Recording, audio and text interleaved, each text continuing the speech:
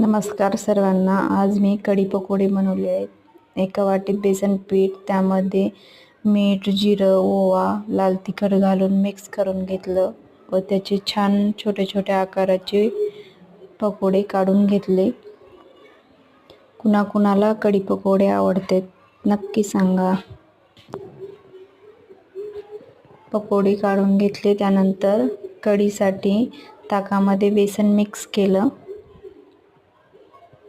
पातेल्यामध्ये तेल घेतलं. तेलामध्ये तिखा जिरं घातले. वाटलेला ठेचा त्यामध्ये घातला. हे सगळं छान भाजले की त्यामध्ये हळद घातली.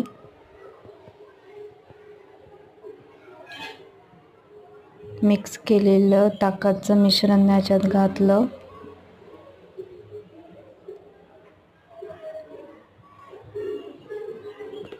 कढीला छान उकळी येईपर्यंत त्याला घोटत राहायचं, तरच कढी छान एकजीव होते व छान बनते. नाहीतर कढी फुटलेल्या दुधासारखी पुटर दिसते.